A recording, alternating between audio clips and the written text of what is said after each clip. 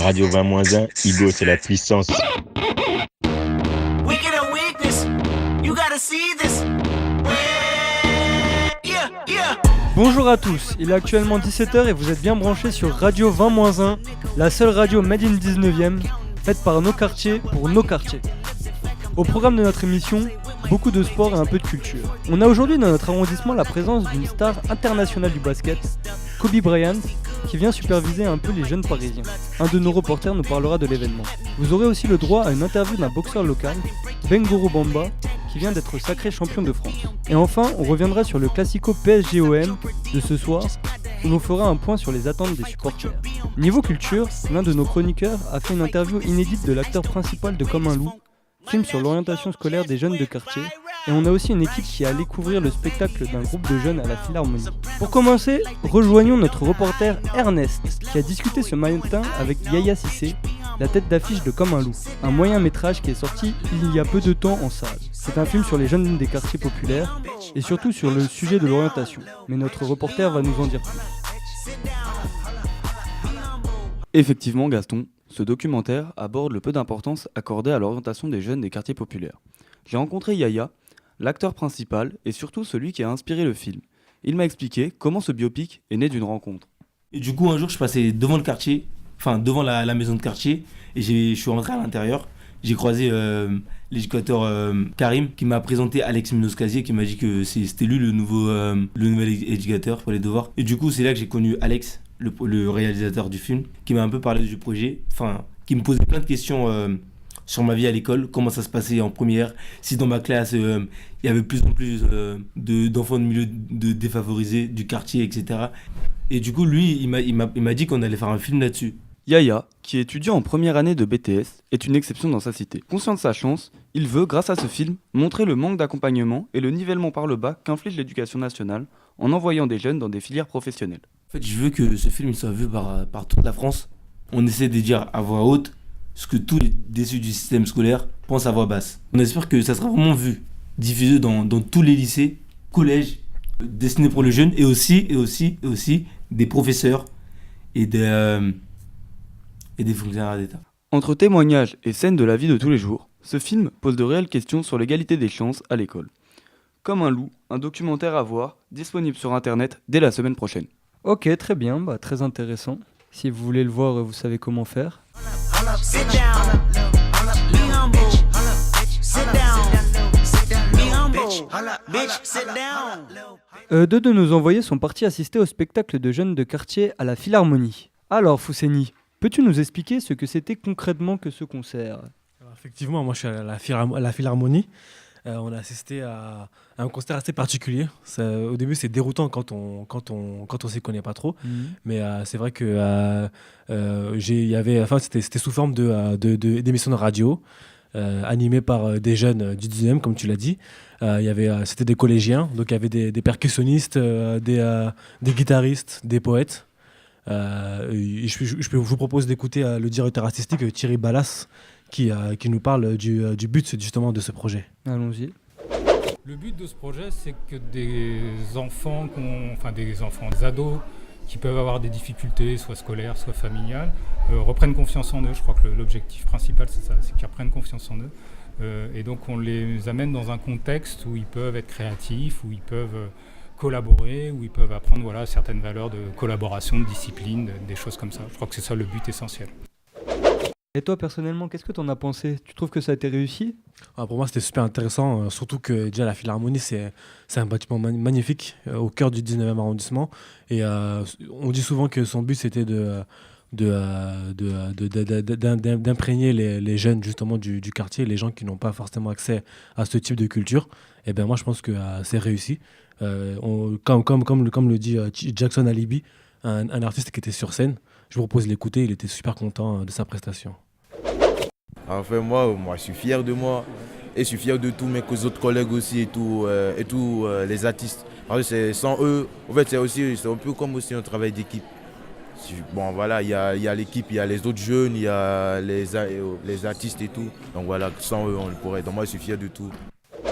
Alors, spectacle magnifique. Dans la salle, il y avait les familles. C'était super, franchement. Je vous propose même d'écouter même un extrait d'un passage de ce spectacle.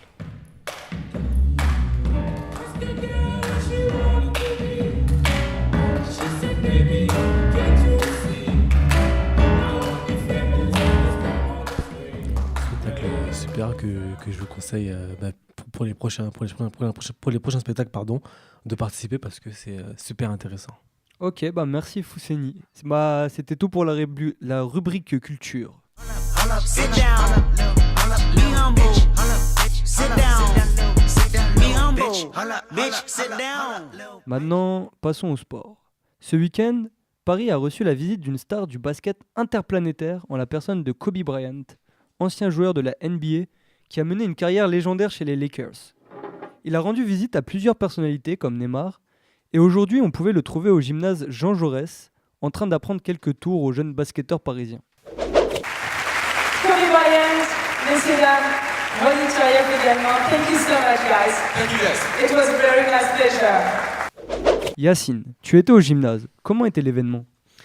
Franchement, c'était du lourd. Les gens étaient présents, les gens du quartier étaient présents, l'organisation était au top.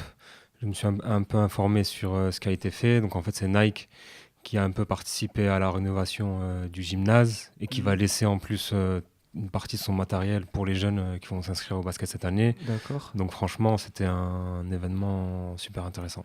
Et il y avait beaucoup de monde ?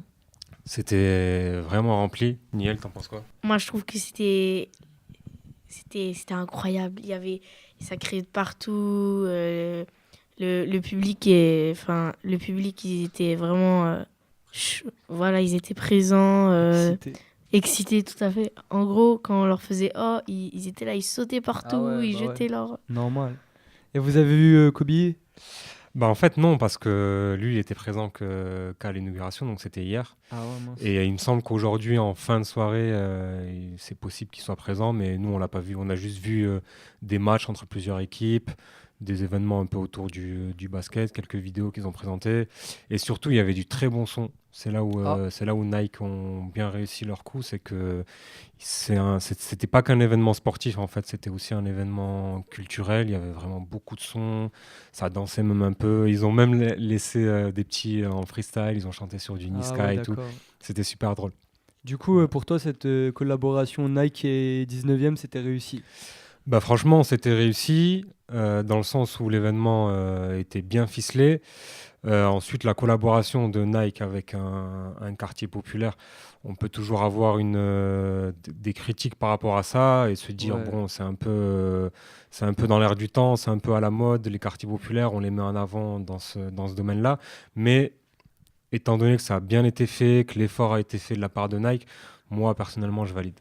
D'accord, très bien. Merci Yacine, merci Niel.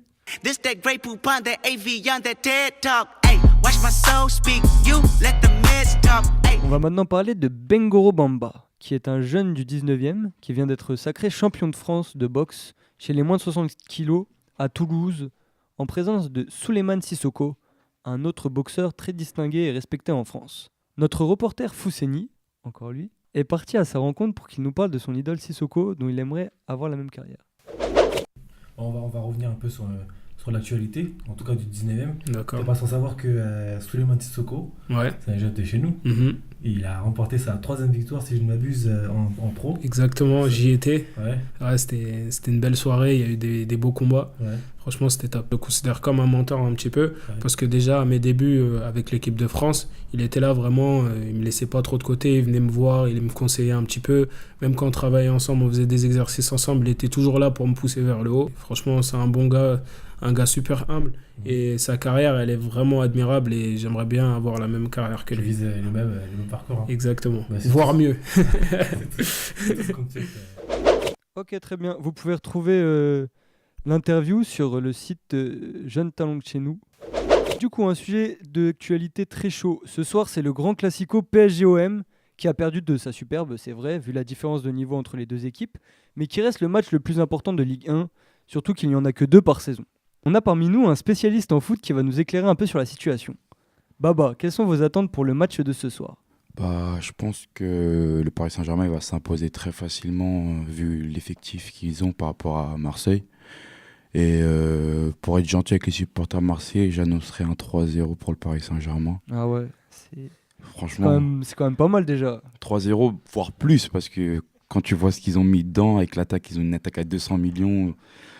Marseille, avec leur défense, elle est vide, tu vois, c'est un peu dur, tu vois. C'est vrai. Et du coup, pour toi, il n'y a pas vraiment d'enjeu dans ce match? Si, ça reste un classico. Un classico, c'est 11 Spartiates qui se battent, tu vois. Il y a les fans qui donnent le ton. Tout le monde est derrière son équipe, donc ça reste quand même un gros match et c'est un des meilleurs matchs de la saison, quoi. Ça reste la violence, d'accord. Merci Baba. Merci à toi. Ok, très bien. On a aussi un envoyé qui est parti voir les Parisiens dans nos quartiers, qui ont finalement des attentes assez contrastées. Charles, qu'en penses-tu? La frappe exceptionnelle de Luis Gustavo et Alphonse Areola qui doit s'incliner. 17e minute, l'Olympique de Marseille ouvre le score. Et oui, je me dirige sur le canal Saint-Martin pour essayer de recueillir des réactions par rapport au match de ce soir et puis pour savoir ce que les gens ont à faire un dimanche sous la pluie. On y va tout de suite. Bonjour à tous, je suis avec Philippe au bord du canal Saint-Martin, avec qui on fait une petite partie de pétanque, Philippe. Oui. Ça fait passer le temps? Ça fait passer le temps. Puis on voit les potes surtout. On reste pas devant la télé. Ouais. Et en parlant de télé, ce soir c'est le match au MPSG. Ouais, j'ai pas Canal. Bon, peut-être on ira voir le match dans un bar. Ah, peut-être, ouais. Ça va se faire comme ça. Un petit pronostic? Allez, j'aimerais bien que Paris gagne quand même. Paris? Ouais. Vous avez un petit score? Ah, il faut des buts. Hein. Moi, un petit 3-0, ça me va bien. Hein. Ouais, un petit 3-1 même. 3-1? C'est Marseille pour Marseille quand même qui marque quand même. Merci beaucoup, Philippe. Ça se joue à Marseille. Hein. Ça se joue à Marseille ce soir. Ouais. Merci beaucoup. Passez une bonne journée. Toujours au bord du canal Saint-Martin, ce si beau canal. Je suis avec Sarah et Amandine pour le match de ce soir et puis aussi pour savoir qu'est-ce que vous allez faire sous la pluie aujourd'hui. Écoute, cet après-midi on va rejoindre des potes. Ouais, c'est ça. On va boire un café au Paname Brewing Company. Voilà. Et ce soir, PSG.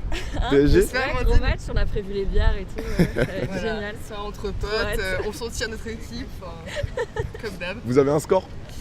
3-0. 3-0 Ouais, carrément. Même 4. On va faire un bon 4, je pense. Merci beaucoup les filles. Passez une bonne journée. Merci.